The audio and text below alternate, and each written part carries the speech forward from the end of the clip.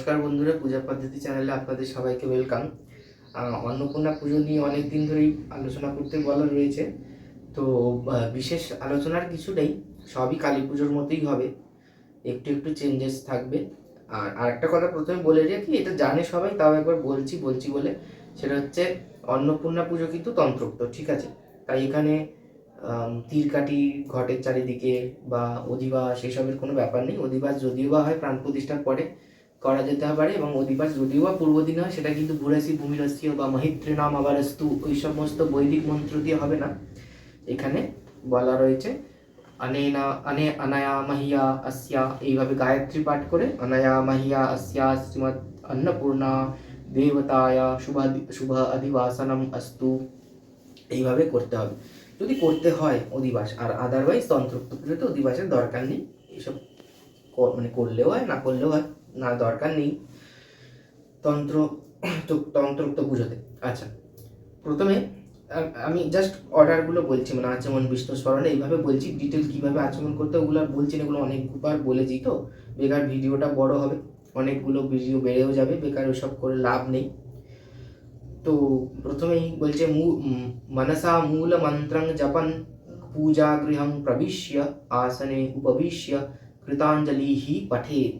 ওম দেবী তদ প্রাকৃতং চিত্তং পাপাক্রান্তমভূন্মম তন্নিঃসারায় চিত্তান্মে পাপং হুংফর্চতে নমঃ। ওম সূর্য সোমো যমঃ কালো মহাভূতানি পঞ্চ চ এতে শুভাশুভশ্চিহ কর্মণো নবসাক্ষিণঃ। এই যে বলছে মানসা মূল, এটা যে কোনো পুজোর ক্ষেত্রেই বলছে মূল মন্ত্র যথাবিহিত জপ করে পুজো মন্ত্রে প্রবেশ করতে হয়। मनसा मूल मंत्रं जपन पूजागृहं प्रविश्य आसन उपविश्य कृतांजलि पठित। এবার এই দেবী তৎ প্রাকৃতং তন্ত্রোক্ত পুজোগুলো আমরা দেখছি এরকম দেবী তৎ প্রাকৃতং চিত্তং এইভাবে শুরু হয়, কারণ ওখানে আমরা জেনারেলি বৈদিক পুজোর বা স্মার্ত পুজোর ক্ষেত্রে আমরা কুশাঙ্গরীয় ধারণের সময়তে এই দেবী তৎ প্রাকৃতং চিত্তং পাপা পানোদান মন্ত্র পাঠ করে থাকি। পাপা পানোদান মন্ত্র এটাকে বলা হয়। তো আমরা যেহেতু এখানে তন্ত্রোক্ত পুজোতে কুশাঙ্গরীয় ধারণের কোনো ব্যাপার নেই, তাই এখানে কিন্তু এই প্রথমে শুরুটাতেই দেবী তথা প্রাকৃতং চিত্তং দিয়ে শুরু হবে। আবার অন্য কোনো কিছু দিয়ে করতে পারি, যাই হোক এখানে জেনারেলি এটা করা রয়েছে। আর তন্ত্রোক্ত পুজোতে কিন্তু কুশের ব্যবহার খুবই কম আছে, বিশেষ করে কুশাঙ্গুরির ব্যবহার তো নেই। অনেকে এরকম ভুল করে, কালী পুজোতে কুশের ব্যবহার, কুশাঙ্গুরিও পড়ে, জগদ্ধাত্রী অন্নপূর্ণাতেও পড়ে, বাট এগুলো কিন্তু দরকার নেই। শিবরাত্রি যদি তন্ত্রোক্ত ভাবে করে থাকে তাহলে সব ক্ষেত্রে কিন্তু কুশাঙ্গুরিয়র দরকার নেই। आचमन तंत्रोक्त आचमन मायाबीज आत्मतत्वाय स्वाहा, मायाबीज विद्या तत्वाय स्वाहा, मायाबीज शिव तत्वाय स्वाहा इति त्रिभि मंत्रैः त्रिः जलं पीत्वा हस्तं प्रक्षाल्य यथाविधि ओष्ठाधरादि स्पर्शनं कुर्यात् तथा कृतांजलि। ओष्ठाधरादि मार्जनम আমরা যেরকম জানি অঙ্গুলি স্পর্শন ওইটা করতে হবে। আচমনের যে পুরো বিধিটা রয়েছে, আচমন বলতে কিন্তু জলপান নয়, আচমন বলতে পুরো বিধিটাকেই আচমন বলা হচ্ছে।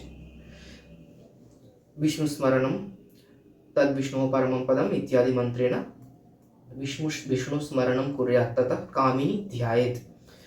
सिंहस्कंद समारूढ़ं रक्तवर्णां चतुर्भुजां नानालंकारभूषाढं रक्तवस्त्रविभूषितां शंखचक्र धनुर्बाणं विराजितकराम्बुजं। তারপরে 20 দশদা জপেত। তারপরে তন্ত্রোক্ত পুজোতে যেরকম सभ्यस्ते सभ्यहस्ते समानीय ओम वज्रदके हुं परस्वाइति मंत्रेण शुद्धितं जलं प्रोक्षणि पात्रे संस्थाप्य शेषजलेनासनम् अभ्युक्ष तत्र स्वस्तिकासने उपविश्य বীজ বিশুদ্ধ সর্বপাপানি সমানাশেষ, এই যে ক্রমটা এগুলো আমরা আলোচনা করেছিলাম কালী পুজোতে এবং জগদ্ধাত্রী পুজোতেও ওরম হবে। পুণ্যাদি বাচনম कर्तव्यस्मिन् श्रीमदन्नपूर्णा पूजा कर्मणि ओम पुण्यां भवन्तु ब्रुवन्तु ओम पुण्यां इत्यादि क्रमेण पुण्यादि वाचनं कुर्यात् तथा स्वस्ति वाचनं। पुनरपि अक्षतान् गृहीत्वा ताम्रपात्रोपरि विकीरयेत्। ह्रीं ह्रूं स्वस्ति न कात्यानि ह्रूं अपर्णास्रवा ह्रूं स्वस्ति न काली ह्रूं मेधा अमृतमयी ह्रीं स्वस्ति न प्रत्यांगिरा देवता ददातु ह्रीं स्वस्ति स्वस्ति सूक्तम्। पुनरपि अक्षतान् विकीरयितुं सर्वस्य देवस्य विविधकञ्च प्रपञ्चतां मे ऋषिवर्णदायि कालोद्यमामा च चन्द्रियं श्रियो विविक्तरागस्य पुनर्भवाय वै। कृताञ्जलिर्साक्ष्यमन्त्र पठेत्। ओम सूर्य सोम यमः काल संध्ये भूतान्याक्षपः पवनो दिक्पतिर्भूमिराकाशं खचरामरा ब्राह्म्यं शासनमस्थाय कल्पद्वम्य सन्निधिं वामकरतलोपरि ताम्रपात्रे जले कुशतिपत्र तिला हरितकी दुर्वागन्धपुष्पाणि गृहीत्वा दक्षकरतलेनाच्छाद्य विराजनोपविश्य पठेत् उत्तरदिशि।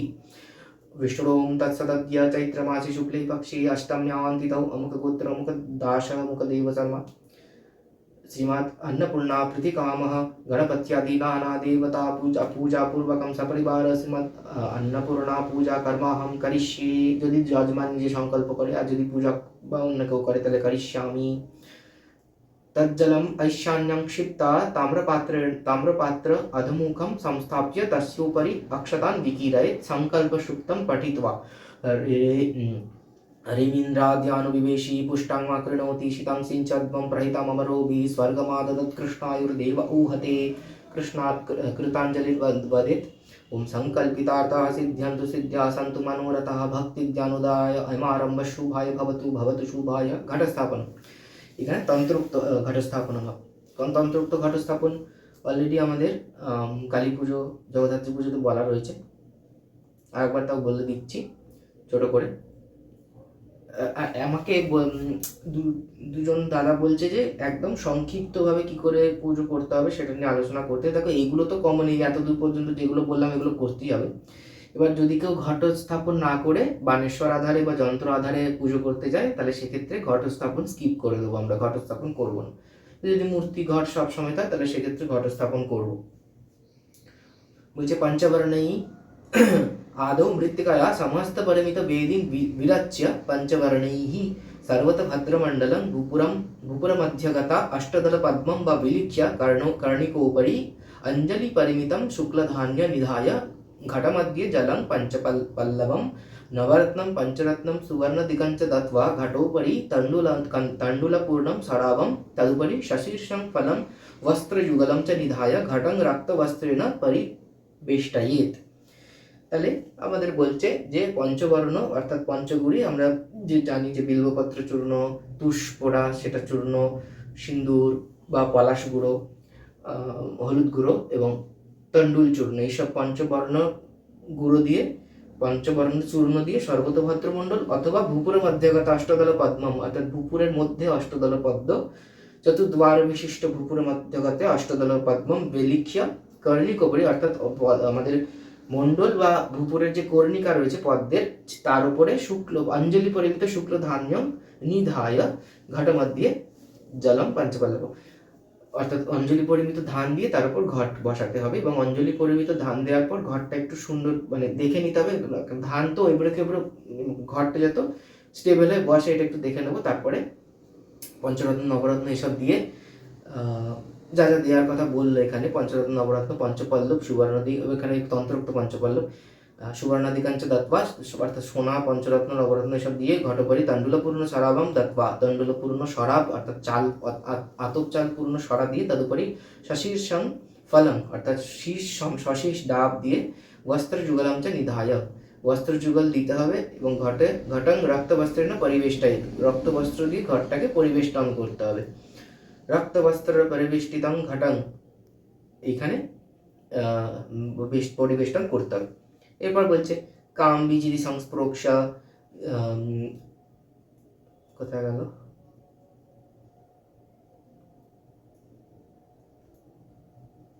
হ্যাঁ কাম বীজিদি সংস্পৃক্ষ वाग बीज इति कुशै संताड्य माया बीज इति मंडलोपरि स्थापयेत् पुनरपि माया बीज इति जलेन पूज्य अंकुशमुद्राय घटं स्पृष्ट्वा तीर्थानि आवाहयेत् बीज गंगाद्या सरिता सर्वा समुद्रांश सरांसि च सर्वे समुद्रा सरिता सरांसि जलदा नदा ह्रदा प्रश्रवणा पुण्या स्वपातालमहि गता सर्वतीर्थानि पुण्यानि घटे कुर्वन्तु सन्निधिं।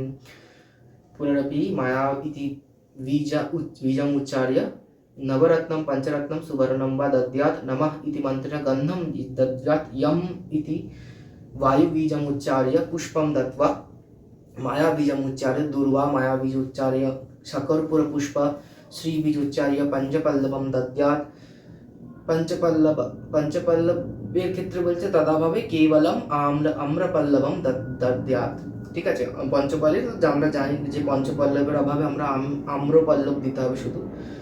মায়াবীজ শ্রীবীজ ইতি মন্ত্রেণ সাক্ষাৎ সারাব ঘটোপরি দদ্যাৎ। सिंदूरफलं च दद्यात् हूमिति मन्त्रेण स्त्रीबीज उच्चार्य स्थिरीकृत्य नमः इति कुशै सन्ताड्य अर्थात कुशतारणम स्थां স্থিং হ্রিং শ্রীং স্থিরি ভব ইতি ঘটং স্থিরীকুর্যাৎ। এরপর মন্ত্রাচমনম, এখানে মন্ত্রাচমনম বলছে হৃদাম্বুজে দেবীং ধ্যাত্বা অবলোকিত মাসমিত শুদ্ধ পয়সা, অর্থাৎ হৃদয়াম্বুজে দেবীং ধ্যাত্বা, হৃদপদ্মে দেবীকে ধ্যান করে দেখ অবলোকিত মাসমিত অর্থাৎ মাস পরিমাণ জল, মাস পরিমিত জল আমরা গোকর্ণাকৃতি মুদ্রায়া শুদ্ধ পয়সা শুদ্ধ জল, পয়ক মানে জল, অবলোকিত অর্থাৎ দেখতে দেখতে পান করতে হবে। মায়াবীজ আত্মতত্ত্বায় স্বাহা, মায়াবীজ বিদ্যাতত্ত্বায় স্বাহা, মায়াবীজ শিবতত্ত্বায় স্বাহা ইতি ত্রিভি মন্ত্রে স্থিরাচম্য, অর্থাৎ তিনবার আচমন করে হস্তং প্রক্ষাল্য ওম তদ্বিষ্ণু পরমং পদম ইতি বিষ্ণুম স্মৃত্বা,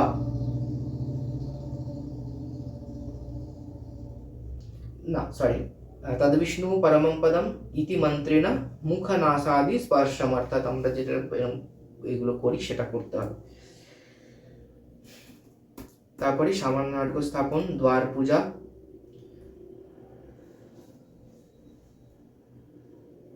অন্নপূর্ণা পুজোর ক্ষেত্রে বলছে সামান্যার্ঘ্য বলছে দ্বার পূজার পরে অত্র সামান্যার্ঘ্য জলদ্বারা পূজা মণ্ডপস্য অভ্যুক্ষণম বিধেয়ম ইতি অন্নপূর্ণা পূজায়াম বিশেষঃ। অন্নপূর্ণা পুজোর এটা বিশেষ বলছে সামান্যার্ঘ্য জল দিয়ে পূজা মণ্ডপকে অভ্যুক্ষণ করতে দ্বার পূজার পর। তারপর মাস ভক্ত বলি ভূতাদি পূজনম, ভূতাপসারণম, স্থান শুদ্ধি, রক্ষা ভূমি শুদ্ধি, आसन शुद्धि, गुरु पंक्ति प्रणाम, ग्रंथि वंदनम, कर शुद्धि, पुष्प शुद्धि, विघ्नत्रय निवारणम, दिव्य विघ्नोत्सारणम, दीघबंधनम, भौम विघ्न निवारणम, अंतरिक्ष विघ्न निवारणम, देवता पूजा द्रव्य शुद्धि, मंत्र शोधनम, बहनि प्राकार चिंतनम, स्वदेह सम्मार्जनम, मूल मंत्र, मूल मंत्र शुद्धि क्षेत्र ताई আবার এদিকে আমাদের দেবতা পূজা দ্রব্য শুদ্ধির ক্ষেত্রে তাই মূল মন্ত্র হচ্ছে মায়াবীজ নমো ভগবতী মাহেশ্বরী অন্নপূর্ণে স্বাহা, এটা মূল মন্ত্র। তাহলে যখন আমরা দেব শুদ্ধি করব মায়াবীজ নমো ভগবতী মাহেশ্বরী অন্নপূর্ণে স্বাহা, ফট মূল মন্ত্র ফট সহজে করতে হয়। আচ্ছা, যখন আমরা মন্ত্র শুদ্ধি করব অং মায়াবীজ নমো ভগবতী মাহেশ্বরী অন্নপূর্ণে স্বাহা অং আং। আচ্ছা, এবার এখানে বৃহত্তা রয়েছে, তন্ত্রোক্ত পুজোগুলোতে বৃহত্তে করার কথা বলা হয়েছে, একবার অনুলোম একবার বিলোম ক্রমে। আমরা অসমর্থে শুধুমাত্র ক চ ট ত প যেরকম অষ্টবর্গের আদ্য বর্ণগুলো দিয়ে করে থাকি সেইভাবে করতে পারি সংক্ষেপে। অং মায়াবীজ নমো ভগবতী মাহেশ্বরী অন্নপূর্ণে স্বাহা অং কং মায়াবীজ নমো ভগবতী মাহেশ্বরী অন্নপূর্ণে স্বাহা কং চং मायाबीज नमो भगवती माहेश्वरी अन्नपूर्णे स्वाहा चंग टंग मायाबीज नमो भगवती माहेश्वरी अन्नपूर्णे स्वाहा टंग तंग मायाबीज नमो भगवती माहेश्वरी अन्नपूर्णे स्वाहा तंग पंग मायाबीज नमो भगवती माहेश्वरी अन्नपूर्णे स्वाहा पंग यम मायाबीज नमो भगवती माहेश्वरी अन्नपूर्णे स्वाहा यम शम मायाबीज नमो भगवती माहेश्वरी अन्नपूर्णे स्वाहा शं। এইটা হয়ে গেল। আর যদি কেউ বৃহত্তা করতে চায় করতে পারে, পুরোটা কিছুটা 50টা অনুলোম, 50টা বর্ণ দিয়ে অনুলোম, আবার 50 শব্দবর্ণ দিয়ে বিলোম। বহ্নি প্রাকার চিন্তনম রং ইতি জলধারা চতুর্দিক্ষু ক্ষিপিত্বা বহ্নি প্রাকার বিচিন্তয়েৎ স্বদেহ সম্মার্জনম মায়াবীজ নমো ভগবতী মাহেশ্বরী অন্নপূর্ণে স্বাহা মন্ত্রেণ স্বদেহম সম্মার্জয়েৎ। आत्मरक्ष विधानम हृदि हस्तम दत्वा दुर्गे दुर्गे रक्षणी स्वाहा इति पठेत प्राणायाम। কেউ যদি চায় বা এটা একটু সমস্যা প্রাণায়ামের ক্ষেত্রে বলছে মূল মন্ত্র দিয়ে যদি করতে চায় তাহলে মায়াবীজ নমো ভগবতী মাহেশ্বরী অন্নপূর্ণে স্বাহা ইতি মন্ত্রেণ প্রাণায়ামম কুর্যাৎ, অথবা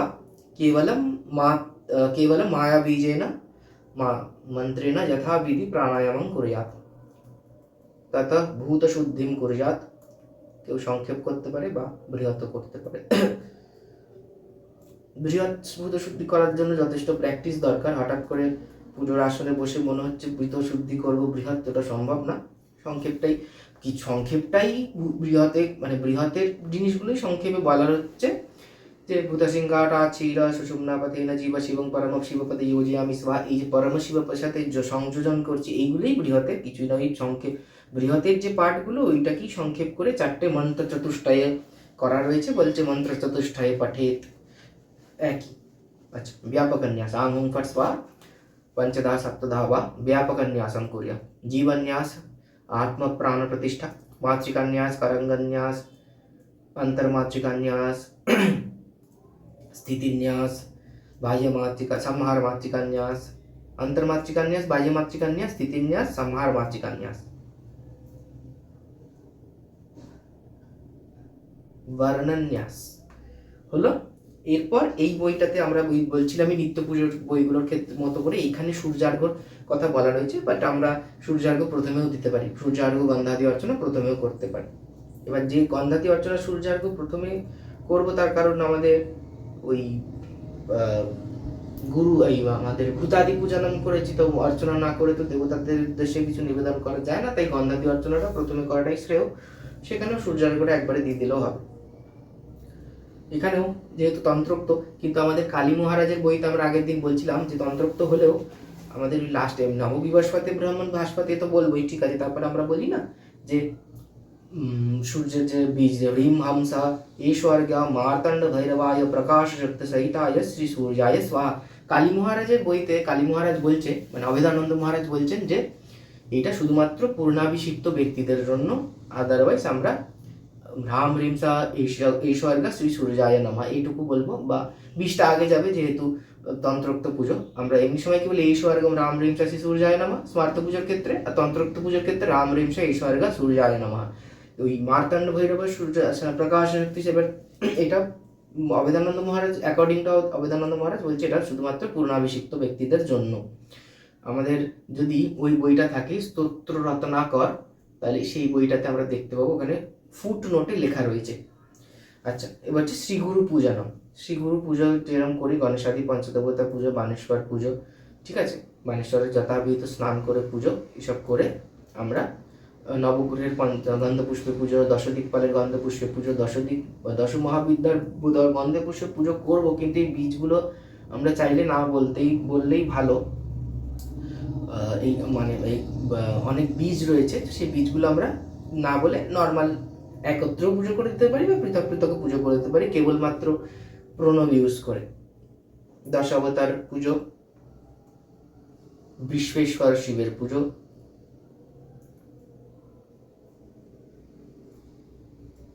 এরপর আসছে পীঠন্যাস। পীঠন্যাস যেরকম ভাবে হবে, আমি পীঠশক্তির ন্যাসটা আমি খালি বলছি।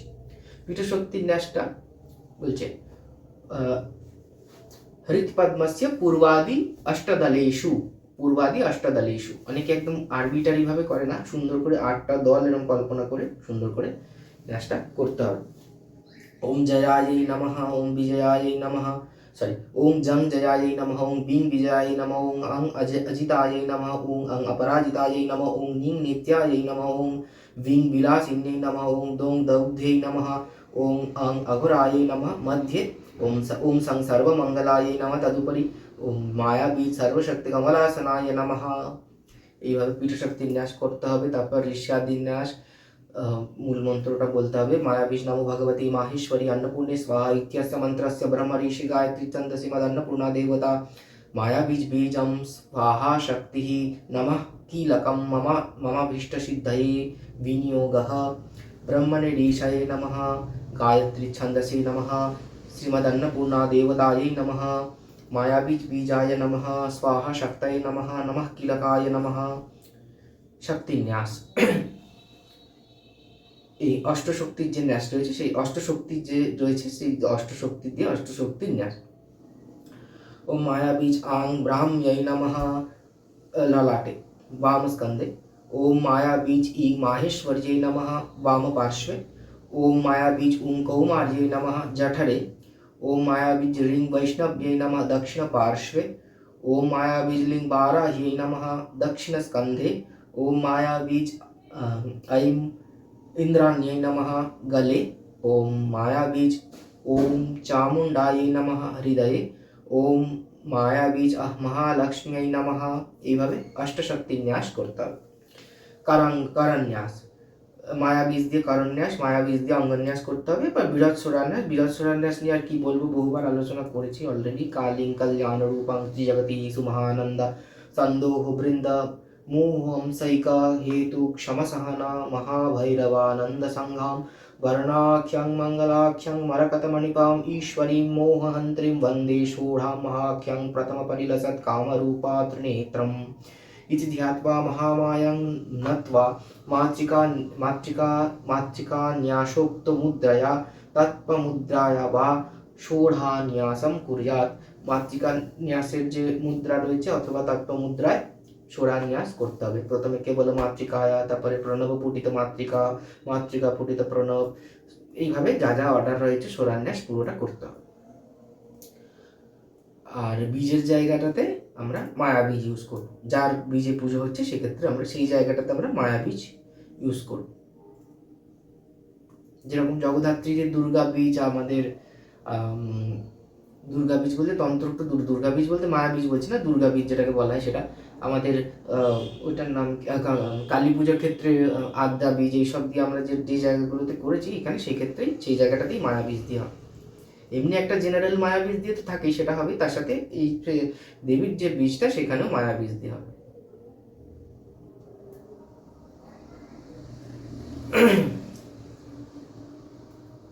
এই ষোড়ান্যাসের পর বীজন্যাস করতে হবে।